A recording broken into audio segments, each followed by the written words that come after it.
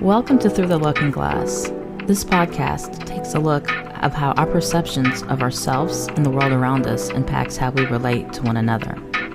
The goal is to use the looking glass theory as a foundation while we discuss societal, cultural, and mental health concepts that allow us to build authentic relationships as we become authentic to ourselves, attracting the connections meant for us. So sit back, relax, and join in on the conversation. Hey everyone, welcome to the season 2 of Through the Looking Glass. I'm so excited to start this new experience. You probably have noticed the new branding, the new energy that we're coming with. We are looking to be more inclusive when it comes to the variety of guests that we have. And we're hoping that we are able to do the bridging that's needed between men and women in the Black community so we can work on unity and developing relationships that last. So before we get started, we're just going to go through and introduce our guests. We have Victor Jones from The Liquor Podcast. You go ahead and say hi to our listeners, Victor. What's going on, ladies and gentlemen? This is Victor coming from Florida. I'm podcasting out of Florida, and I'm the man of that Liquor Talk podcast. I'm just hoping to bring some good vibes, good energy. Thank you, Michelle, for having me on this conversation. By the way, I checked out the branding. The branding looks beautiful. I see you doing your thing, already doing it up for season 2. Now, that's just a little bit about me. I've been podcasting for like 3 years now. I'm closing in on a season finale, you know what I'm saying? We're closing down season 3 of Liquor Talk, and I've potted with so many different Black podcasts. I love it. I love making new connections. Like I said, on Liquor Talk, we're going to have the tough conversations, and we have conversations like this, and we're going to bring it to you real, straight, and uncut, you know what I'm saying? We're going to give it to you straight, no chaser. And also, to answer your question about why we need to have these conversations, so we know what to expect when we get into these relationships. If a level of relationships is, if we know what to expect, then it's not that hard, you know what I'm saying? And so many times we don't listen to each other. So we need to have these conversations until changes are made. And it's also, and you can never stop growing too, because sometimes these conversations might help enhance relationships. So that's what it's all about. It's not about bashing people. It's about making relationships better. So that's why I'm happy to be on this conversation. Thank you, Michelle. And shout out to everybody on her too, you know what I'm saying? So I'm looking forward to a great conversation tonight. Thank you, Victor. I'm looking forward to it too. I'm so excited to have you on here. And that's how I like it, straight, no chaser. So I can't wait to see what develops as we talk about these topics. I'm going to jump over to Chris. Chris, why don't you go ahead and introduce yourself to the listeners and let us know why you feel it's important to have these type of conversations. Hey, what's going on? My name is Chris. I think it's important to have these conversations because when you take the time to have critical conversation, it removes the mist, the fog that's keeping us from seeing actually what's going on, what's necessary or what's needed. I myself, I'm in my second marriage. We've been married for 2 years. And the difference between this and my first marriage is that we had no problem having critical conversations to start. And it helped just open doors, open gateways, close some doors that need to be closed before we took this step. And since then, what's really helped us is not only helping each other, but helping others. So we kicked off Kiss and Chris, which you can find us on Facebook and on Instagram under Kiss and Chris. And it's really just to help people grow, help people develop, help pick up tools that you might have missed coming up in your relationships or dealing with the opposite sex. So again, thank you for having me on, Michelle. It's my big sis. I appreciate being here. I'm so excited to have you on as well. And just a little inside note for the listeners, I've known Chris since he's been in like elementary school. So I goes way back with Chris. He's like a brother from another mother. So I'm excited to have him on, and I can't wait to see what develops as he adds his experience to the conversation. Now we're going to go on over to my co-host, the only other female on the call, on the pod today. Nicole, why don't you introduce yourself to the listeners? Hello, everybody. My name is Nicole. I am a certified emotional intelligence consultant. I'm life coach certified, so that's kind of the lane that I'll be speaking from. I think it's important to have these types of conversations because a lot of times when we are trying to dissect what the real issue is, we tend to listen through our wounds as opposed to listening from an open heart and an understanding place. So these types of conversations via podcast allow the listener to hear what is being said without listening to respond. So I think it's important that we come together so we can have better relationships via better communication and listening.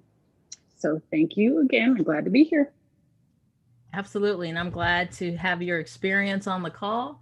And yeah, and as I was talking to Chris a little earlier today before we started on the podcast, that it's always important to have friends and family who are able to hold you accountable and redirect you when you might be going off into another direction. And Nicole has been that for me multiple times. It's she probably could put it on her resume. Because I find myself going through it. Yeah, I kind of get lost a lot. So I'm very, very thankful for her.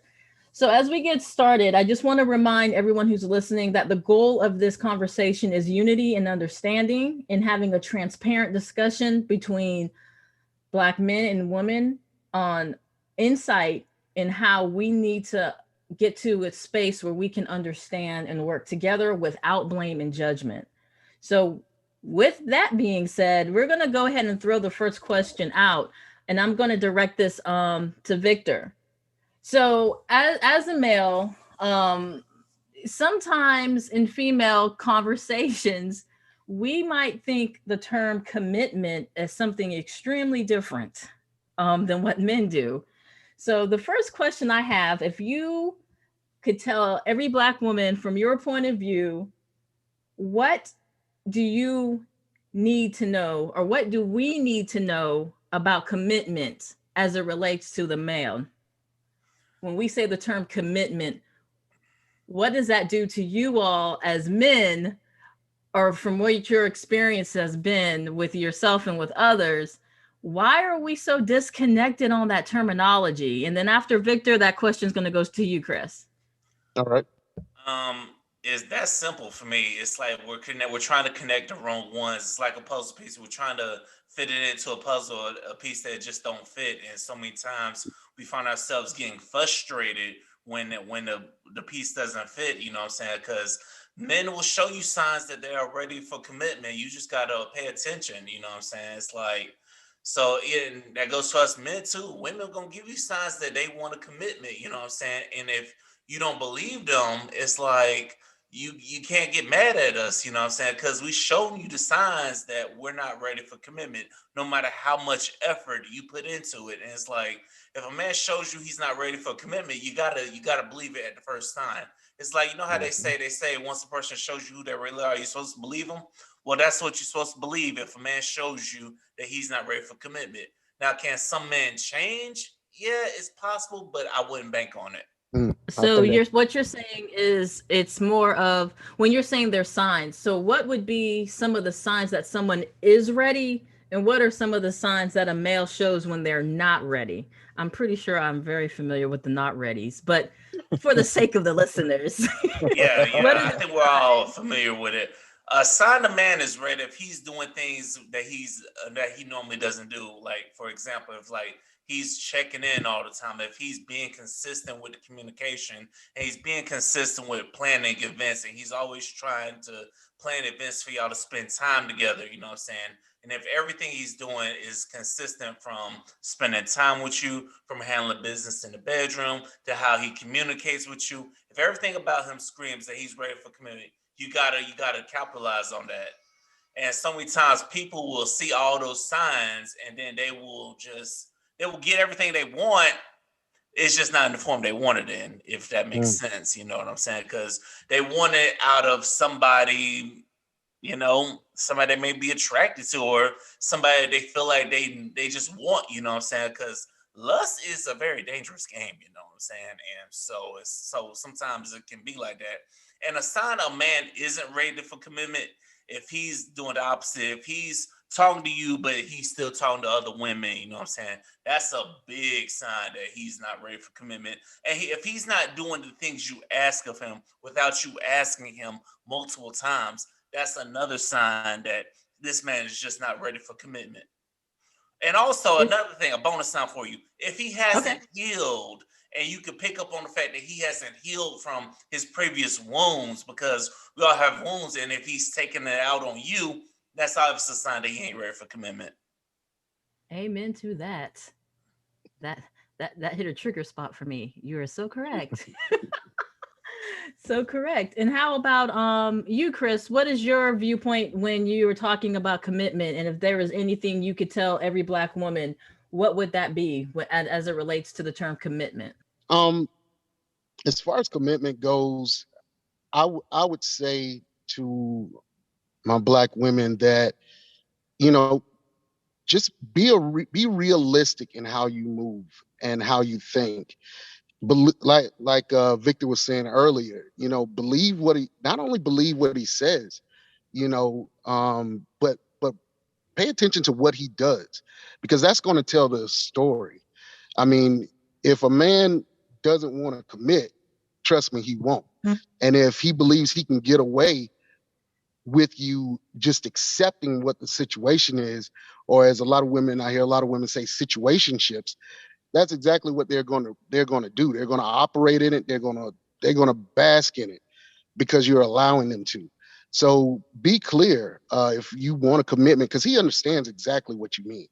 There's no point, whether it was during my youth when I was probably more of a womanizer, or in my adulthood as I was dating and looking for a relationship, dating with purpose.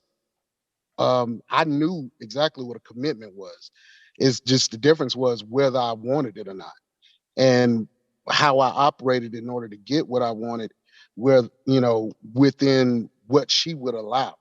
So I think it's important for women to step out of a more hypergamous mindset and not be so as concerned with status, or as concerned with looks, or a high value male, quote unquote, or even a high value sexual male.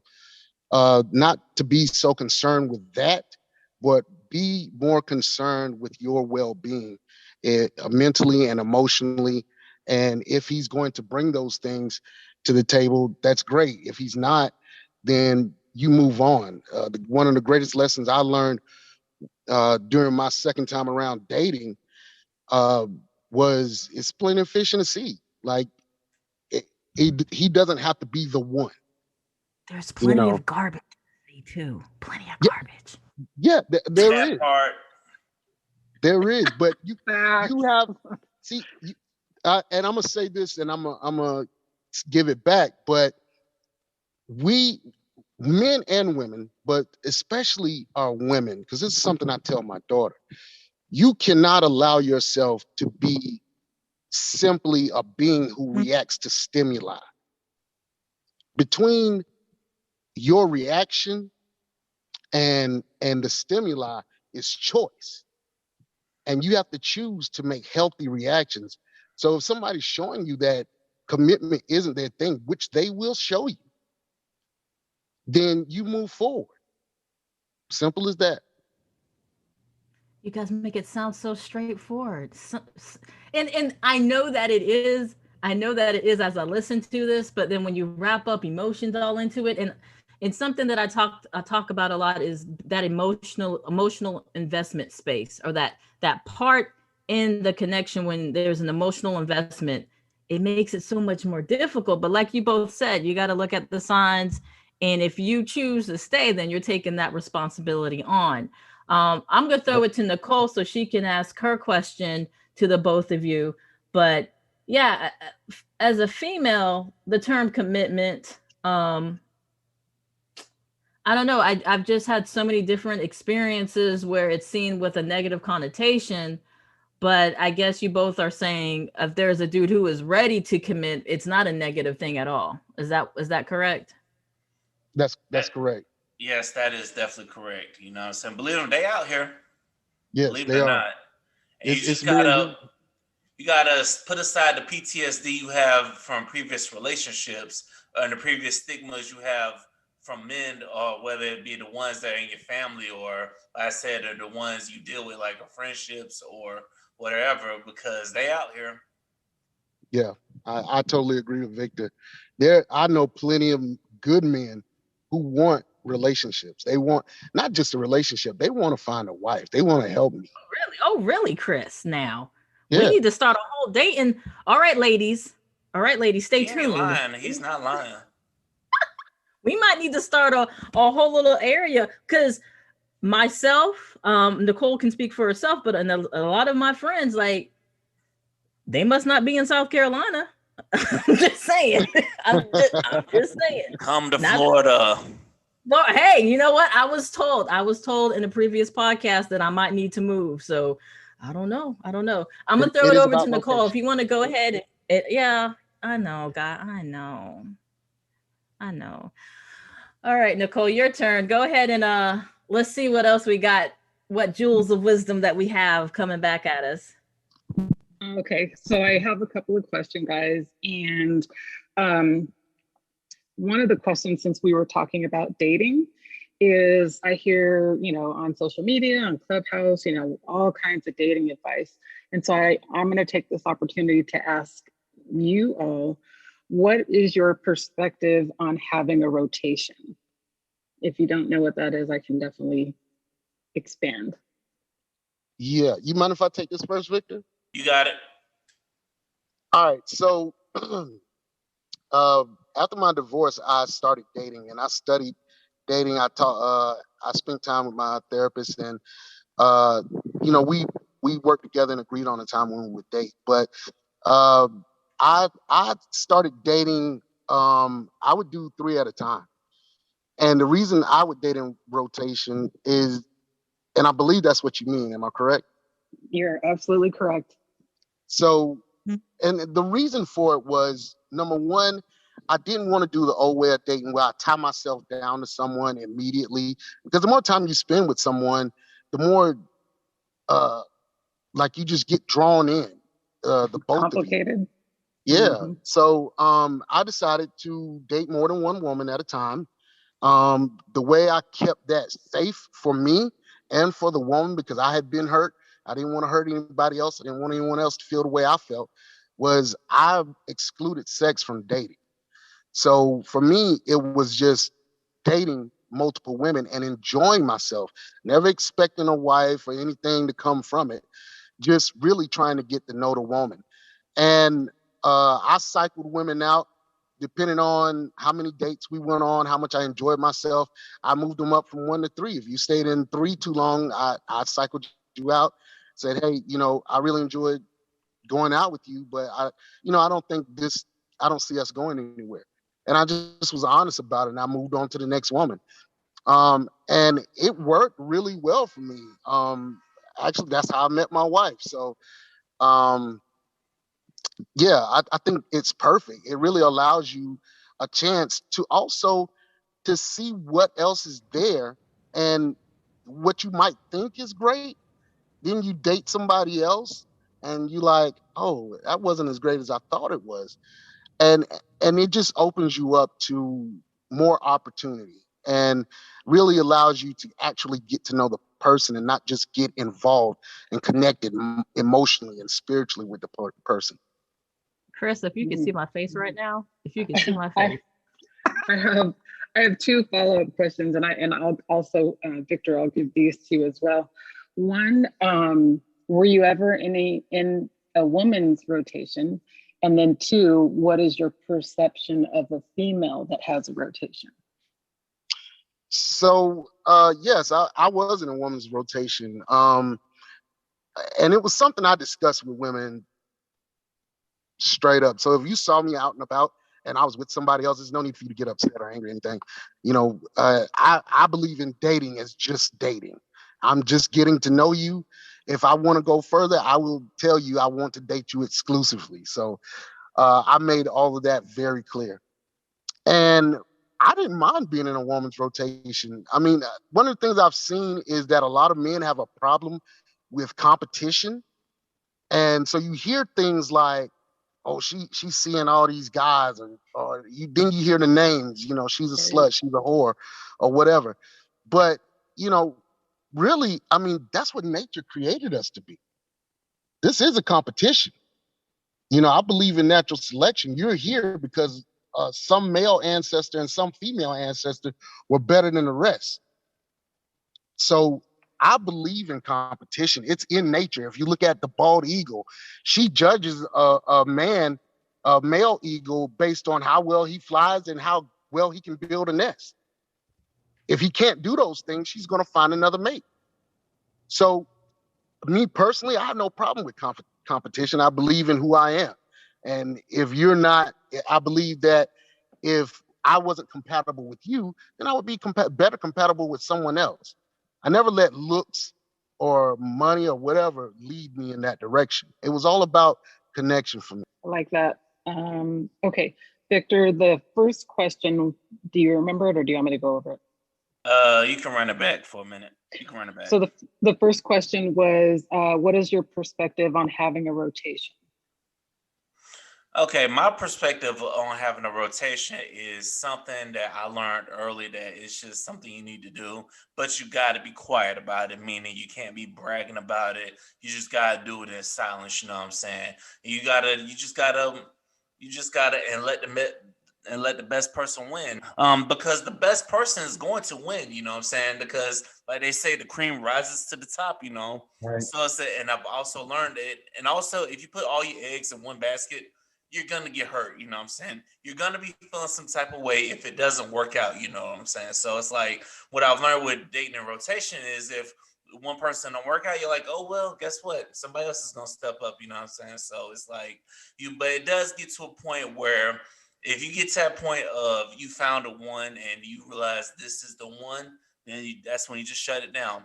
Now, have I been in a rotation? I probably was. It wouldn't surprise me if I was, and honestly, I don't care because I'm embracing competition because I don't mind the aspect of competition, but I know deep down within myself that if you don't choose me, you're losing the prize. And because I know where my future is headed, I know how hard I'm working and how hard I'm grinding. It's like everything I manifest is gonna come to me, you know what I'm saying? So you might want to get me while the stock is still low. Because once my price gets to a certain range, you might just got to put me on layaway, and even after you put me on layaway, you're not gonna be able to afford me. So you know what? So bring on the competition, because you know what? And if I win, great. If not, oh well. Because you know what? At the end of the day, I know I'm a king, and I know my price is up. Is only going up from here. Hey, beat your chest, bro. Beat your chest. Right? Talk your talk. I hear you. No, that's how us men gotta think, you know what I'm saying? Because if you don't have confidence about yourself, that is a turnoff to women. So it's like you gotta think like that, because you see it too many times where people done made the wrong choice and you're looking like, yeah, you could have had me, but hey, you wanted to settle, so. Yeah, I agree with that. And now, what is your perspective or what's your opinion about a woman that has a rotation? I'm saying, hey, that just means she gotta do what she gotta do. That's just how I feel. It's like I'm okay with that, you know what I'm saying? You just gotta do what you gotta do. And you know what I'm saying? You should, as a man, we shouldn't be concerned about her rotation, because you should have it in your mind that I'm gonna put my best foot forward and I'm gonna put forth my best effort and I'm gonna leave it all on the date. And if it don't work out, well, hey, at the end of the day, she missing out. So hey, let a woman have me a rotation. If I ain't number one, then hey, I'm gonna work my way. And if I'm gonna work my way to being number one. If she doesn't give me that opportunity to be number one, I'm gonna stop. I know why I'm single now.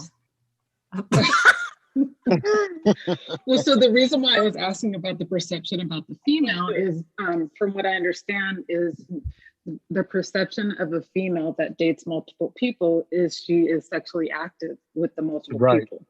So Chris, I'm glad that you said that the way to properly handle a rotation is to not have sex with your rotation. So that's what I was asking about the female perspective. Can I say one more thing, Nicole? Absolutely. As far as a rotation goes, I want to make this clear. The way I did my rotation, it was very, very straightforward, very concise. And I didn't. It wasn't about playing around with nobody or anything like that. We went from dating. If we got so far with dating where I still want to date you over other women, and you're number one for several weeks, then okay, I'm going to ask you to date you exclusively. If I date you exclusively and I like where it's going, then I'm going to ask you for a relationship. If I like the relationship and I like where the relationship is going, then I'm going to begin to court you.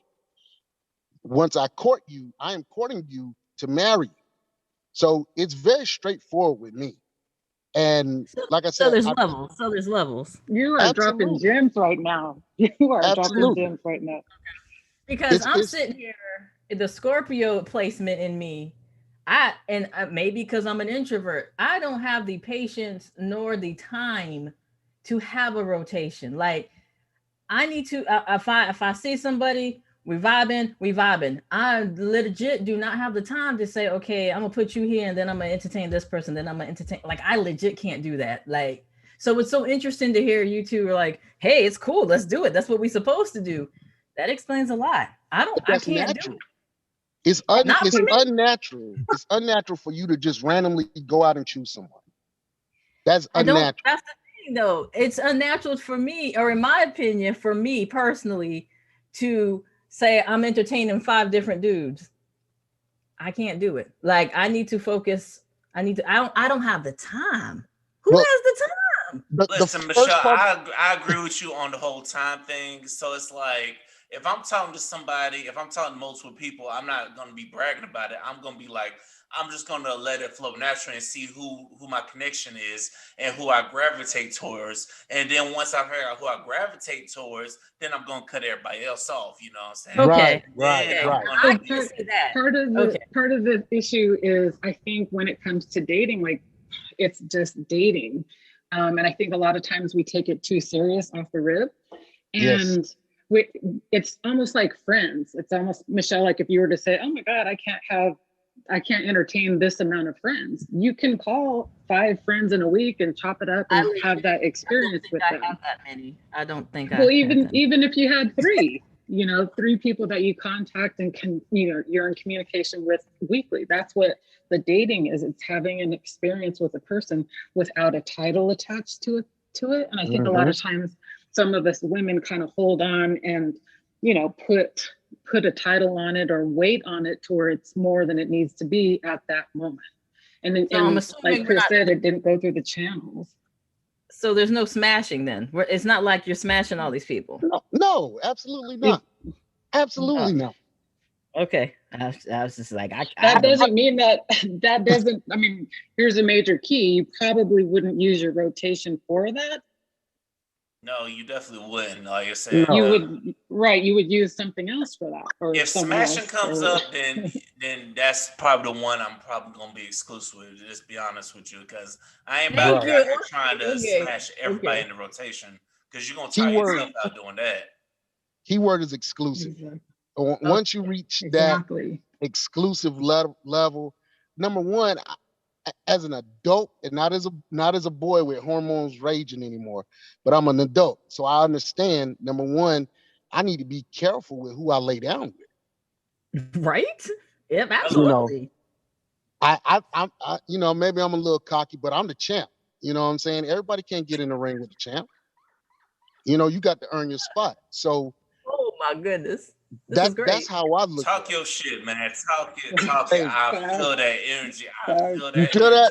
I'm beating my chest, bro. Because you cannot be wasting your maximum effort on somebody who ain't even deserving to be in the ring with the champ. You know what I'm saying? Because you get some people, it's like they just can't handle it. You're not a number 1 contender, so why would you even be there?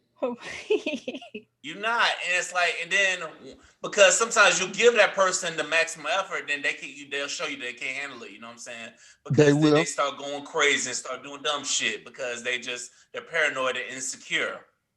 They're still young. And that's where them seeing you out in public with another person comes across. Like, why are you mad? Because you're seeing them out with another person. It's still another experience, and there's no ties. What's the problem?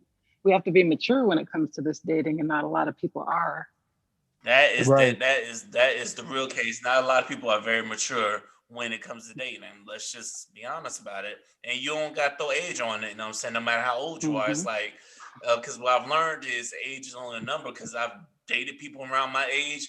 I could tell they weren't smarter than a fifth grader. But then I dated somebody young, and they're like, "Wow, this person's really smart." Yo, And that's so important. Mhm. Intelligence let for me me say, is important. let me say, intellect. Yes. I want a woman who can match my intellect because I got Absolutely. to talk to you. We're not having sex 24/7. So I have to talk Mhm. to you. I have to be able to engage. That's one of my that's one of the top things on my list when I was dating. How do we talk? How do we interact? If I can't interact with you, you drop down to 3 immediately. And you stay at 3 after another date, it's bye-bye. Okay, so Or Listen, you have a time limit. oh, absolutely, absolutely. Because that's the next question I have for you Okay. gentlemen. Why do some relationships just linger? Like, let me see the best way to explain this.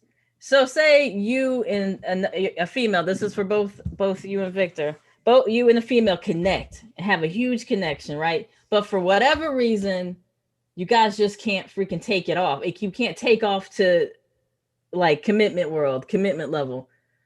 But the relationship just lingers on. Like it doesn't go away. It's just always there.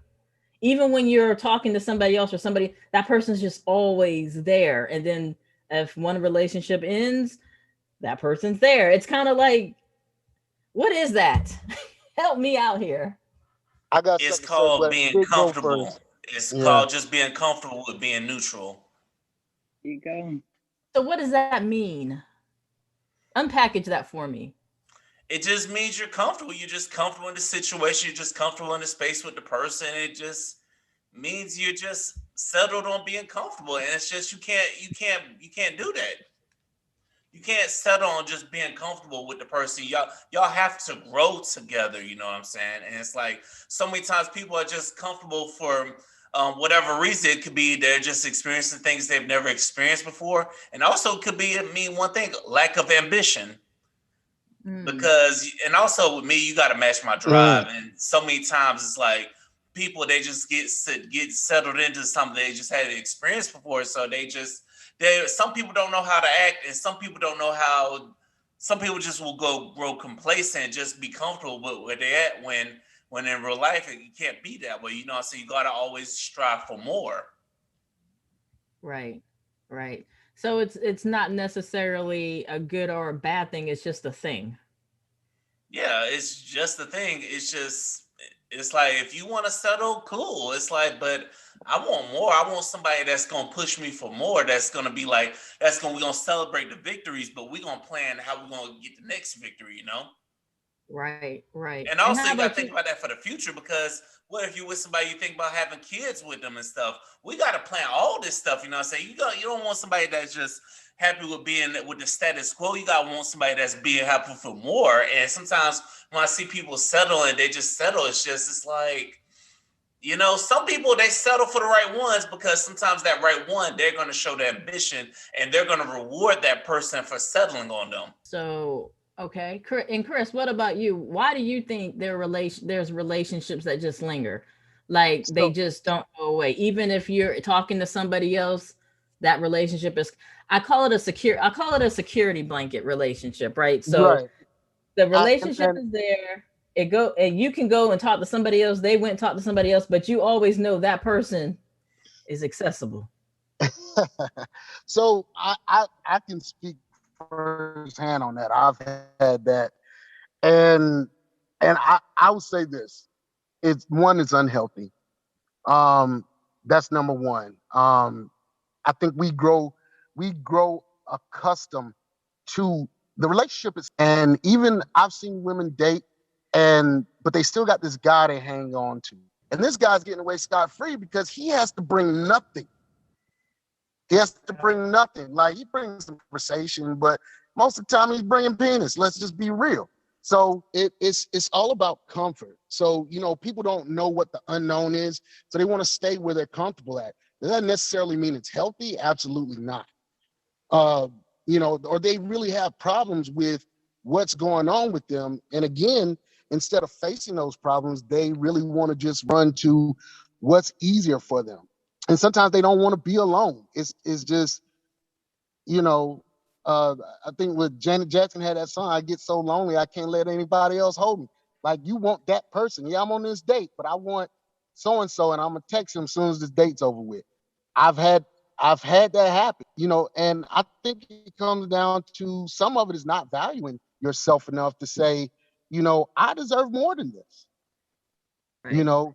One experience I went through personally with somebody I cared about very much, we broke up, but it's like we couldn't let each other go. So we were broken up. We weren't seeing nobody else. We were still hanging out.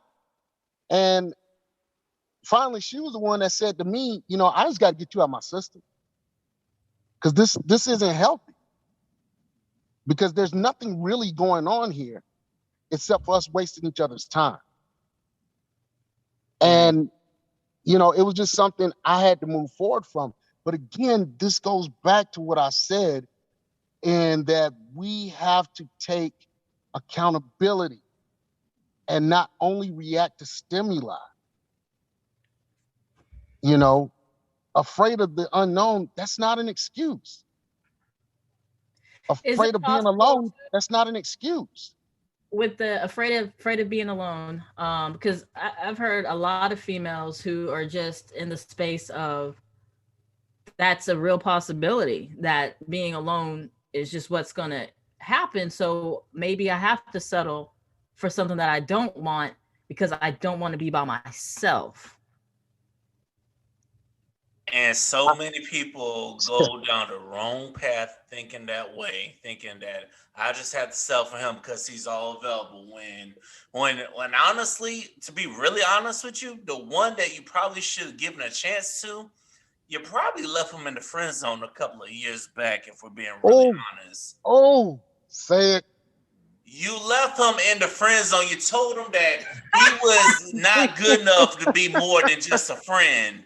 That's what a lot of problem is. And so that's why, and I know because I speak from experience. This shit has happened to me so many times. And it's like, and then I see some of them same women crying about men on social media. And I'm just gonna be honest, I don't have no sympathy for you because you told me that I'm just good enough to be in a friend zone when I know damn well that I'm a goddamn prize. My sibling knows I'm a prize, you know what I'm saying? I know I'm a prize, and you just tell me I'm good enough to be in the friend zone. Okay, well, go ahead and suffer, you know what I'm saying?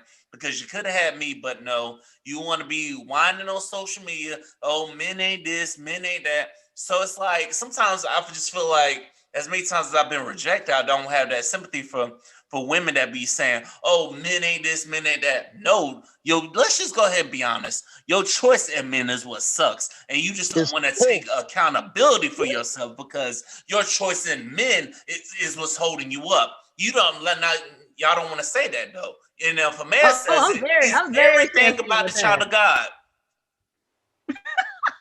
He's everything but the child of Christ if he says that. I'm very transparent about my but actually not the very last podcast, but the second one, I spoke about having to be accountable for your choice in partners and your choice in what you allow. And I tell people all the time, what you allow is what you choose. So to sit and complain about certain behaviors, if you're allowing it, that's what you're choosing. And it takes a lot of self-reflection to be honest about that. And it gets to a point where you get fed up. You get fed up with the behavior, you get fed up with the non-movement, you get fed up with whatever, A, B, or C, pick a choice. And that's when the change happens. Otherwise, when you're not accountable, right? And when you feel that you can deal with this or you're choosing that, even if you're not happy, you have to be able to deal with the consequences when it happens. And sometimes that doesn't feel good. A lot of times that doesn't feel good. So I hear you 110%. Yeah, I just want to say this. Like he said, a lot of times, a lot of times this comes back down to hypergamy. And like people don't want to talk about it, or Kevin Samuels has made it sound bad or whatever, but it's not wrong just because you don't like the person that's delivering the information. Hypergamy is real. The difference between and I'm talking about my version, a high value woman is not led by her hypergamy. We're all hypergamous. That's how nature works. That's our instincts. That's that's who we are. But we're also conscious beings. We can't be ruled by our hypergamy. We have to be ruled by our consciousness. So just because you might prefer status, or you might prefer a high value sexual male, or you might prefer a high value financial male, or you might prefer safety and security, whatever that looks like. And some women might prefer pure intellect. Whatever you may prefer, you can find that in a guy. But if he doesn't present the other things that you want, you can't simply go off of that thing. There has to be some level of consciousness in your choice. Yes, he's got that, but what is his behavior? Is it acceptable for me? Is it beneficial for me? And I've known women who have stayed in situationships, and the guys told them straight up, we will never be nothing, but I'll call you when I want you. Wow. And she's mad and upset, but she accepts it. You choose what you accept. That's a conscious decision. Don't get mad because who you want doesn't want you. Hello. Be more aware about who you are and then go get what you want. But you make it sound so easy, Chris. Like I can be intentional. Being intentional when trying to build a relationship is so important because you have to know what you want. So I'll give you that. When you don't know what you want, you're going to get whatever comes up on shore. Absolutely. Mm-hmm. So having that ability to know what you want is key. And being selective with that is key. But that can also be a lonely road because like if you're looking for somebody who, you know, knows how to keep you safe, knows how to protect your heart, knows how to lead, knows how to encourage, knows how to embrace authenticity.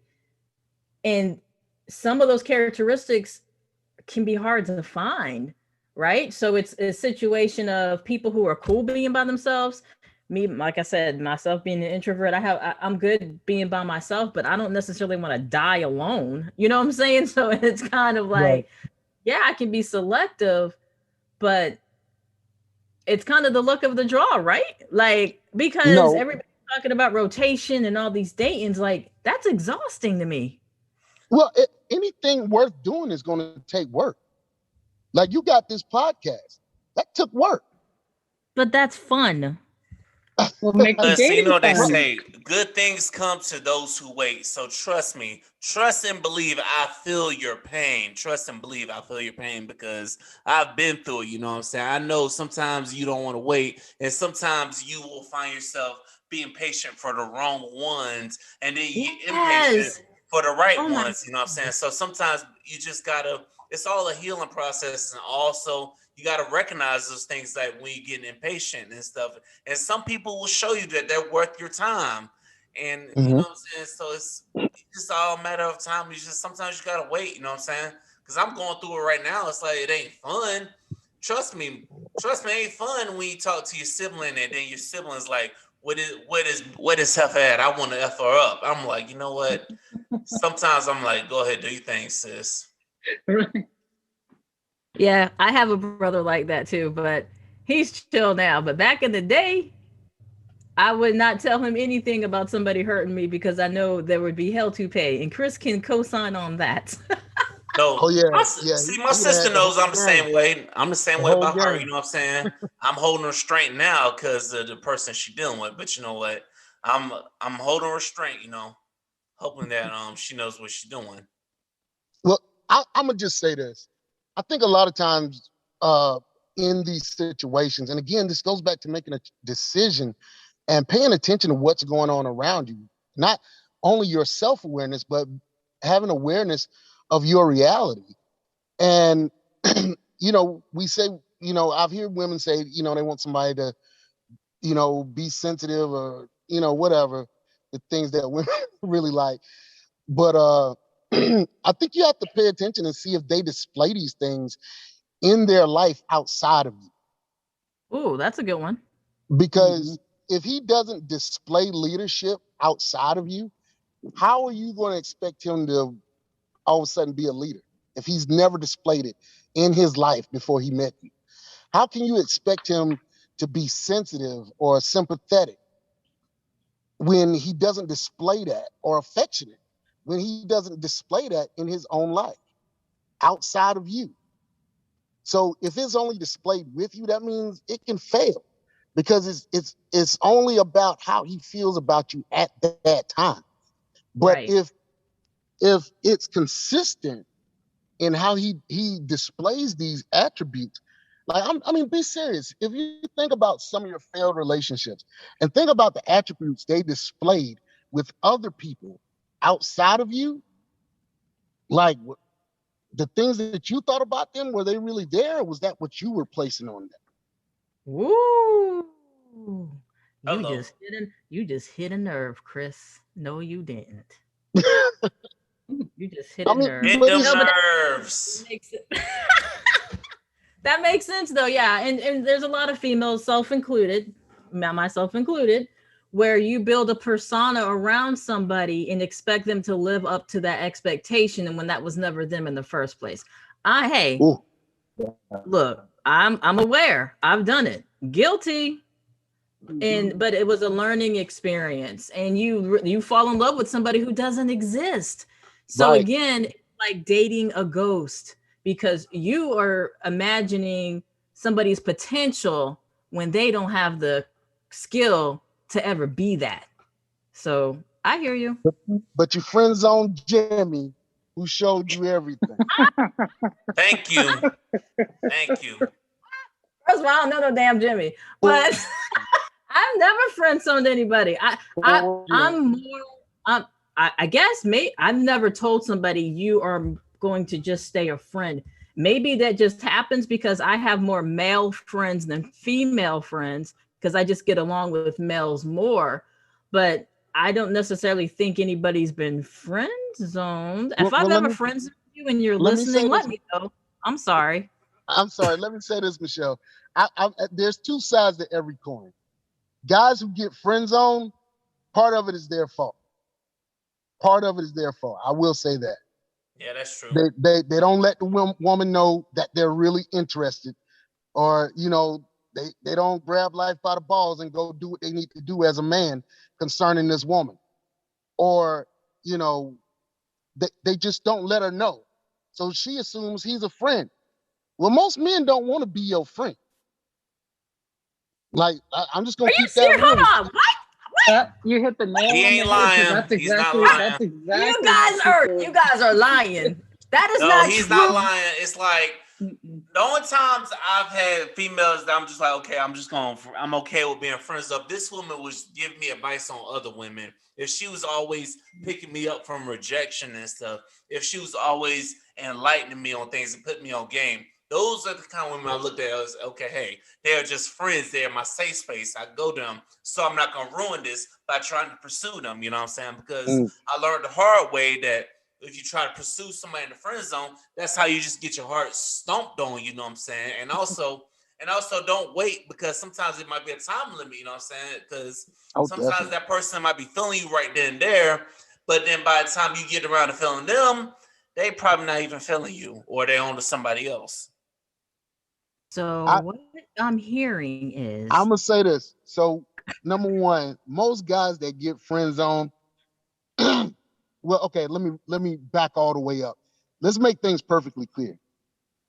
The number one thing a man thinks about when he sees you is what? I'm a good friend. Come on now. Come on. No, I'm a no. good See, friend. this is. I'm sorry, Michelle, but that's the unrealistic part that women have in their head. That's why I wanted the women to fill in the blank. When a man is first looking at a woman, the first thing that instinctually comes to him is sex. Shut up. That I can't said be it. true. I said Y'all that. think the same. Women think the same way. I don't Because be y'all looking be at thinking, dudes like I want to smash. No. It's not even. I'm not undressing you with my eyes or nothing. None of that mess. But if you're not a close friend of the family, a relative, if you're not none of that, and you just a woman I see out walking her dog or whatever, then and I look at you and I find you attractive, that's what I'm looking at. Is you're attractive. I'm genetically inclined to be visual. So that's my first thing I'm looking at. I'm not thinking about being your friend. I want to see Oh what the my rest of you look like. gosh. So What do you now, But I'm a great friend. Michelle, huh? the shock in your voice is killing me, girl. I'm legit shocked because I have a lot of men friends. But at one point they probably thought about smashing or they wanted to. No, there's no way. Well, like he said, that definitely, he said if it's not like family and the majority of your male friends have already crowned you as family, like sister. So yeah, they're not going to look at you in that manner. Okay. Right. Okay. Whew. All right. Yeah. I'll take that. No, I'll I take don't mean every day, like right now. I'm just saying, like, if you meet a guy at work, y'all get to working together, unless y'all just have just this work relationship. But if it goes over into hanging out after work and all this other stuff, oh yeah, he has other thoughts about you. Now, whether he moves on those thoughts or that's a whole nother thing. But please believe, most men, like how you think about a girlfriend, he's not your girlfriend. At one agree. point, I completely agree. he looked at you in a sexual manner. Shut up. So that's how He's not my lying. male friends became my male friends, because they were looking at me in that manner, but because they didn't, they weren't not aggressive, but they didn't man up and say, "Hey, I'm interested in that manner." I automatically put them in the friend zone, and what's your opinion on this, that, and the third? Does my hair look cute? Put it. You're now my girlfriend because you didn't say anything. So I didn't want to make the assumption like I'm nice and cocky, like, oh, you just want me. No, I wasn't going to do that. You didn't talk to me like that. So now I put the friend zone cap on, and I'll ask you about this guy and what about this relationship, and do these shoes look cute? You are now You in the can't wait friend till she zone. start talking about Jim over in accounting, Oh, and Lord. then be like, We "Now I'm gonna back to take my Jimmy. shot." We back to Jim. You already a girlfriend. Yeah, It's too you late. sure are. You sure are. This is so interesting. This is so wow. Okay. As I let that sink in, we're about to play a game with you fellas. We're about to play a game called Rapid Fire. So I'm gonna let Nicole give the directions, and then we're gonna go rapid fire with you two guys, and you guys are gonna give us what's on your head, what's on the dome. Okay, so this is this or that type of situation. So you can pick one or the other, not both. We're just trying to get a crystal clear sign of what a male values. Okay, so would you rather? This is in a relationship manner. Would you rather be cherished or respected? Respected. Respected, because you could be cherished. Well, I don't care about being cherished. I want to be respected. It's going to take respect for us to do what we got to do. Facts. And that's what the research shows, that men want to be respected in a relationship and women want to be cherished. So I asked that to prove the point. So I appreciate that, fellas. well, if The you next respect one, somebody long enough, you will be cherished. Yeah, but respect I comes honestly first. think Yeah. I think men receive being respected as cherishing them. Oh, that's good. Versus, Yes, I'll agree. Yes, yeah. I agree with that. Okay, so the next one, and again, this is trying to frame it for what we women need to hear from men. Would you rather your woman be successful or supportive? Supportive. Supportive, because sometimes successful women, it just goes to the head. I won't even say it goes to their head, but I'll say if she's overly, well, not overly successful, but if she's success, she's had to do things to get there. And we all are adults, and we've done things that we are successful in, and it takes focus that you will have to take away from other things. Some things will have to be sacrificed. I don't You're want to be right. sacrificed by my woman. You're right. You're speaking truth there. I live that. Absolutely. All right. So the next one is, would you rather your woman be peaceful or challenging? Peaceful. I'm gonna say challenging because sometimes I need to be sharpened. I need to have that woman that's gonna challenge me, so that way the world, when I'm ready, I could be face the world. You know what I'm saying? Because they say iron sharpens iron. So I'm not. I don't need her to be challenging all the time now. But So, I want to say something to that. So, in my mind, because I think we have different thoughts on that. When I hear challenging woman, I think of a woman that doesn't know how to be a woman. And that's immediately what comes to my mind. Like I should be, my woman, I should have peace when I'm with her. And in that peace, she can correct me. Us being at peace has nothing, her being a peaceful woman has nothing to do with her correcting me, or giving me a kick in the butt when I need it. But her being challenging, if you start being challenging, that's masculine acting. And I'm gonna tell you right now, we're not gonna go over well with each other. And I think as a grown woman, I truly believe there's a way to course correct your man in a peaceful manner. Like you don't have to be, aggressively telling them what to do. Like you can do it in a feminine manner and still be peaceful. That's just my 2 cents. Okay, so the next one is, would you rather your woman be strong or sweet? Strong. definitely strong because sweet don't get things done. Right. Speak it. Correct. And the next one, would you rather your woman be a leader or a follower? Mm. Well, that's the tough one. I'm gonna say leader, but she needs to understand that when it comes to us, who the leader is. I'm gonna say follower, and the reason I Really? say follower, wait. I am. Don't be feminist and womanist and everything on me right quick. Stop it. Okay. I'm gonna say follower, and the reason I say that, I've been in management for years, and I've learned the most when I follow. I believe a woman has to learn to be a servant queen, just as a man has to learn how to be a servant king. Because it's not about her in the relationship. It's not about me. It's about us.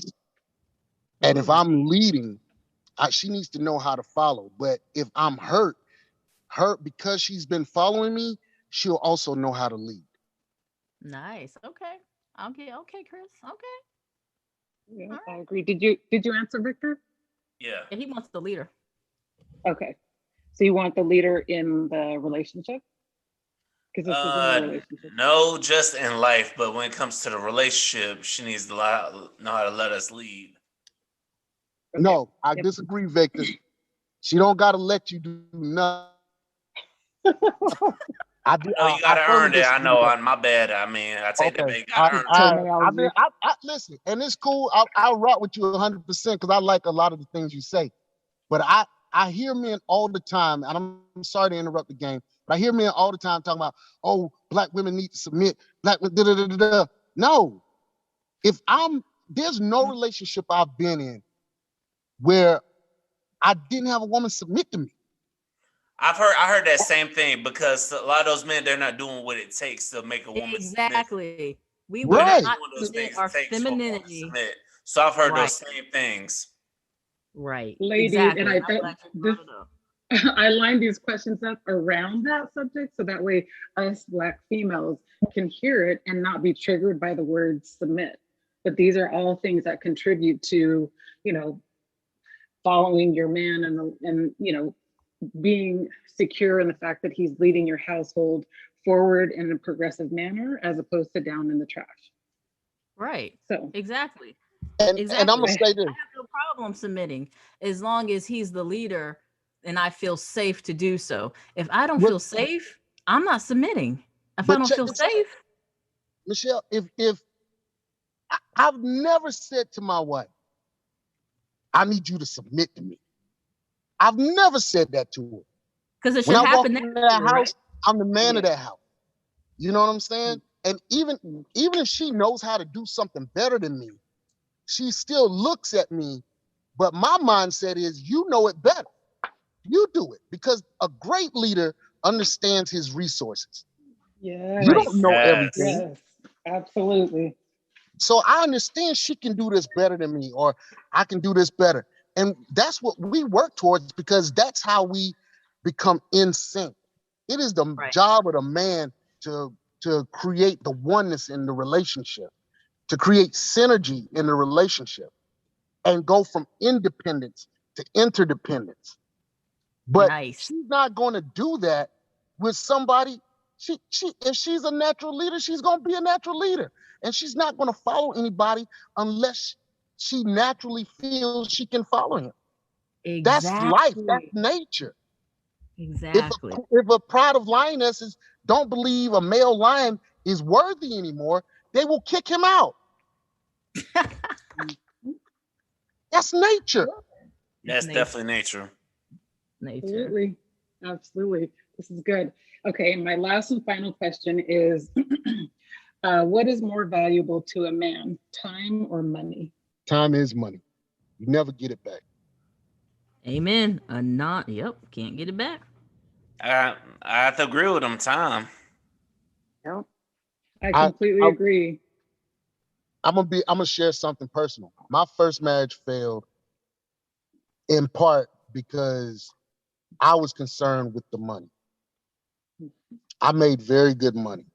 I made more than the average household in America. Was clocking near twice more.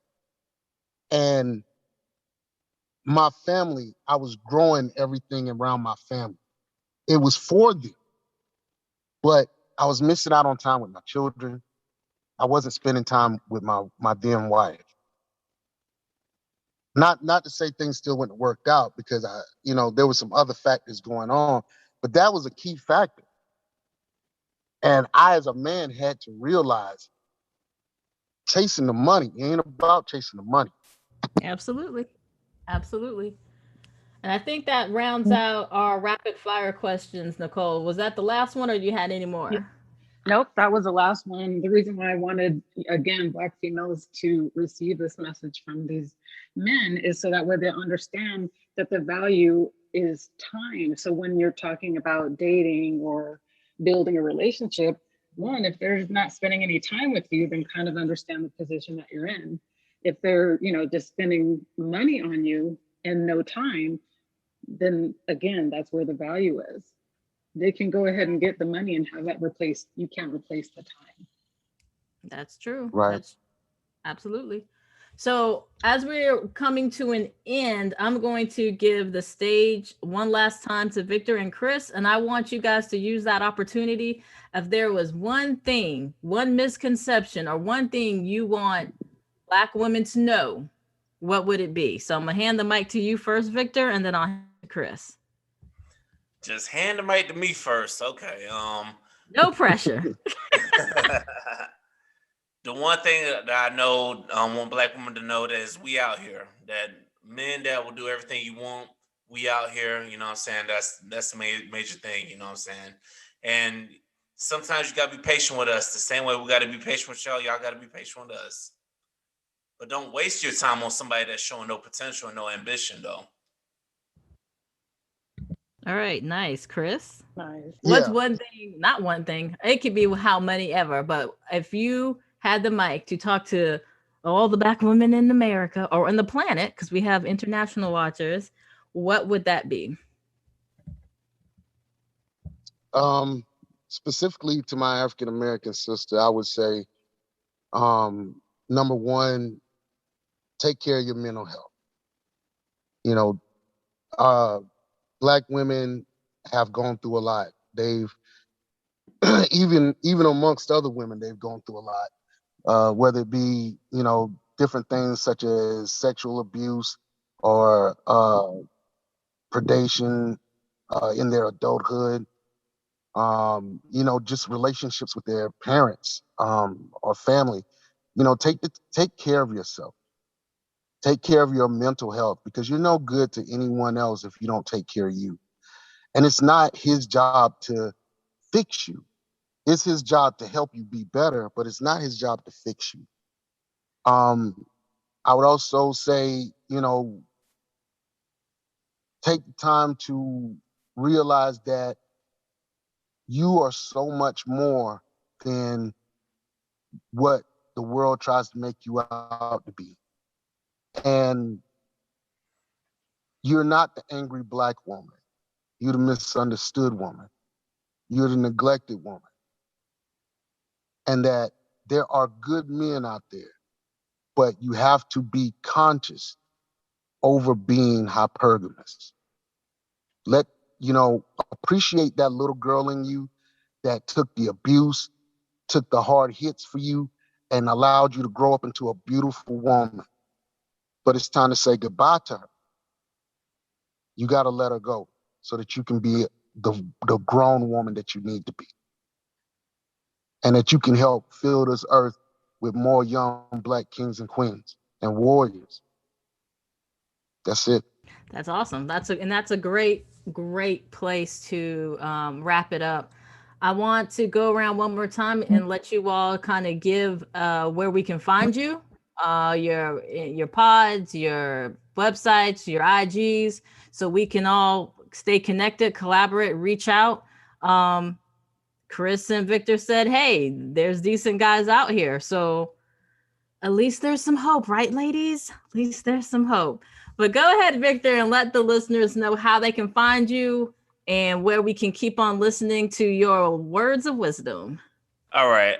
Side note to that, if I can have hope as many times as I've been treated wrong by women, y'all can have hope too.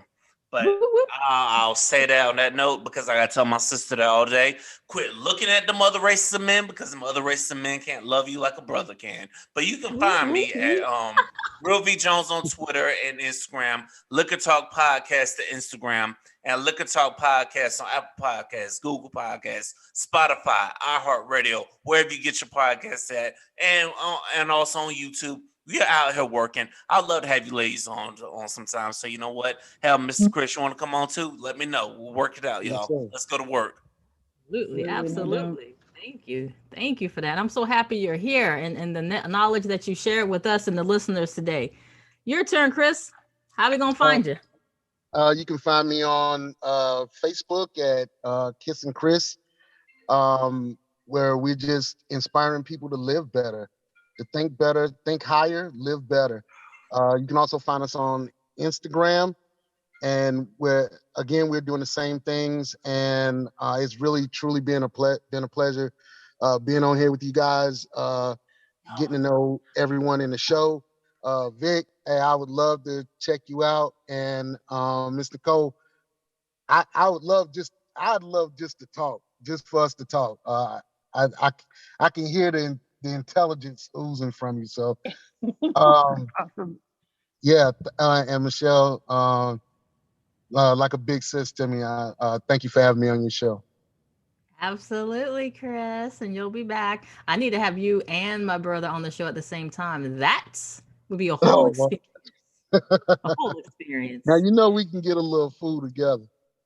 Hey, that's what we're here for. I grew up with you, so I know. All right, Nicole, where can they find you?